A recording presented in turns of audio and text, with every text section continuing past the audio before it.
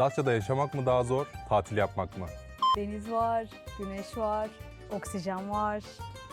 Ama bunların muhakkak bir bedeli var. Bugün size biraz gerçeklerden bahsedeceğiz. Maliyetlerden.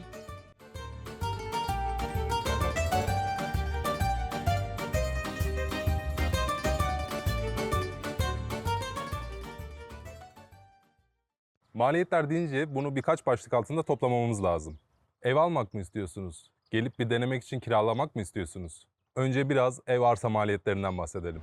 Şimdi tabii bu ne istediğinize bağlı biraz da. 2+1, 3+1, daha büyük, daha küçük.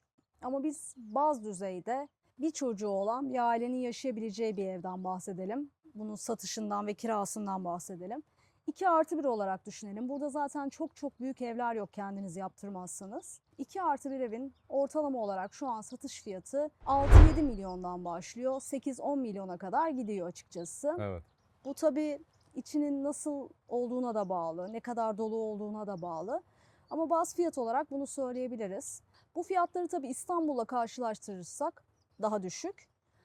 Ama Bodrum gibi daha turistik ve daha fazla imkanı olan bir Ege kasabasıyla karşılaştırırsak da Bodrum buraya göre bir 2-3 milyon daha yüksek kalıyor. Bu tabii dediğim gibi kriterlerinize göre de bunlar artıyor veya azalabiliyor. Azalmıyor da artıyor. Datça biraz pahalı. Yani marketinden, evine, kirasından, işçisine kadar.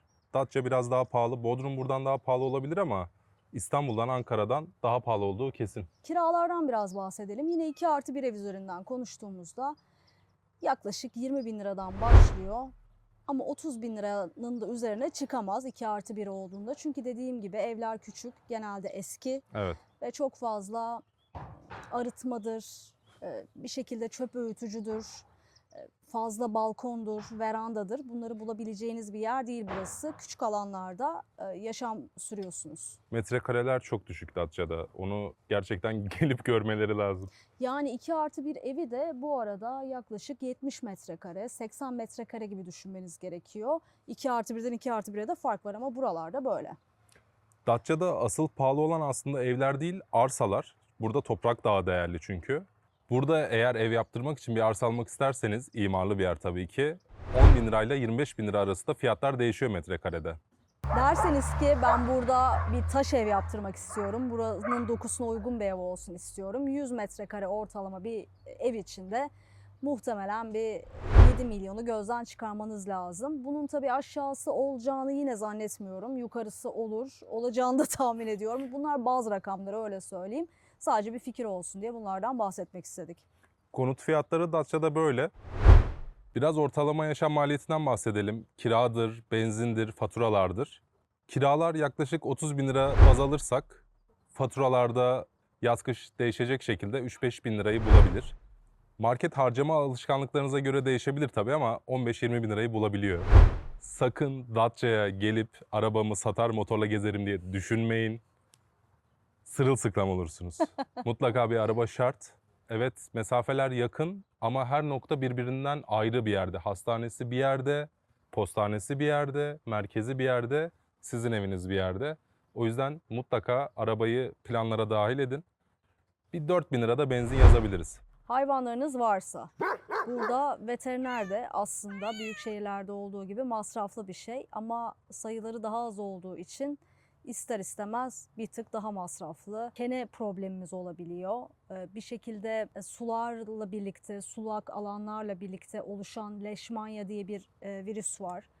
Ondan korunmak için hayvanlarınızı korumanız gerekiyor gibi yazın çok daha fazla artan aşı maliyetleriniz var. Genel bakım maliyetleriniz var. Özel olarak bir hizmet almak istiyorsanız evinize gelsin, aşılarını yapsın, bakımlarını yapsın istiyorsanız bunun maliyeti çok daha yüksek. Bunun için de yüksek bir bütçe ayırmanız lazım. Bizim açıkçası 4 köpek 2 kedimiz olduğu için çoğu zaman bu ay hayvanların masrafı daha fazla. Biz şuradan kısalım dediğimiz aylar oluyor ve bunlar hiç az olmuyor açıkçası. Bunu da hesaba katmak gerekiyor. Burada ister istemez sürüm düşük, nüfus düşük. O yüzden buradaki insanların, esnafların para kazanması, kar edebilmesi için bunu fiyatlara yansıtması gerekiyor. O da veterinerinden herhangi bir ismini hepimizin bildiği marketlere kadar şehirdekiyle farkı gün yüzüne çıkıyor. Bunu etik buluyor muyum? şahsen bulmuyorum. Peki bir arkadaşınla buluşmak, sosyalleşmek, bir kahve içmek istedin. Burada yaz, kış fiyatı birbirinden çok oynak. Tabii burada 2 tane fiyatlama var Datça'da. Bir kış fiyatı, bir de turist fiyatı. Kış mevsiminde 150 lirayken yazın turistlerin geldiği zaman bu kahve size 450 liraya mal olacak. Tabii kahveden önce bir yemek yiyelim, bir şeyler içelim derseniz işte söylediğimiz fiyatlar üzerinden siz bunları oranlayabilirsiniz, öyle söyleyelim.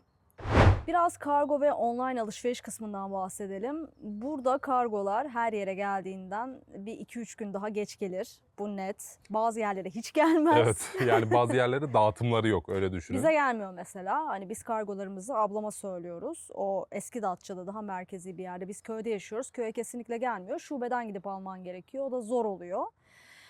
Ki ilk sene gerçekten bizim için zordu. Çünkü ne gerek var ya, arabamızı satalım, burada her yer çok yakın deyip arabamızı sattık. Sadece motorlarımız vardı ve hani hesaba katmadığınız o kadar çok şey oluyor ki motorla yaşam mümkün değil burada. Ve birçok alışverişimizi yapamadık o yüzden, yani taşıyacak bir şeyimiz olmadığı için. Yani yazın cennet motor ama kışın cehennem diyebiliriz. Ha, bu arada evet, yani arabanız olmalı ama bence eğer imkanınız varsa bir motorunuz da olmalı. Kesinlikle şu anda bile Mart ayında Datça'nın merkezinde park yeri bulamayabilirsiniz. Yani evet, park yeri ciddi bir sorun, trafik ciddi bir sorun. Bir şekilde aralardan giremiyorsunuz arabanız olduğu için. Yani o maliyeti düşünmeniz lazım. Hem arabanız hem de mümkünse bir tane motorunuz olması böyle yerlerde Hayat şart. kurtarır. Evet. Diyelim ki işinizi bırakıp buraya yerleştiniz. Burada bir iş bulmak istiyorsunuz. Burada iş yok. Buranın bitki örtüsü emlakçılık ve turizm. Yani burada yazın bir şeyler yapabilirsiniz. Burada da çok ekstrem rakamlar beklemeyin. Gayet standart, gayet düşük bile diyebileceğimiz aslında rakamlarla sizi çalıştırmaya çalışacaklar. Kendi işinizi kurmak noktasında bir fikriniz varsa onu da sonraki bölümde anlatacağız. Kendi işiniz var ya da kendi mesleğiniz var ve bir dükkan tutup bu işi yapmak istiyorsunuz. Bir dakika, dükkan kiraları 3 haneli rakamlar ve yıllık peşin. Öyle, tahliye taahhütnameniz falan da var. Yani istediğinde sizi çıkarabilmeli, yıllık alabilmeli, sizi sevebilmeli, razı olabilmeli, meli. O kısmı sonra detaylıca konuşacağız zaten. Kısaca size deneyimlerimizden yola çıkarak buradaki maliyet durumunu anlatmak istedik. Sormak istediğiniz, bununla ilgili bir soru varsa yorumlara yazabilirsiniz. Seve seve cevaplamaya çalışırız. Sonraki videomuzun konusu Datça'da iş kurmak. Bu konuda da çok deneyimli sayılırız.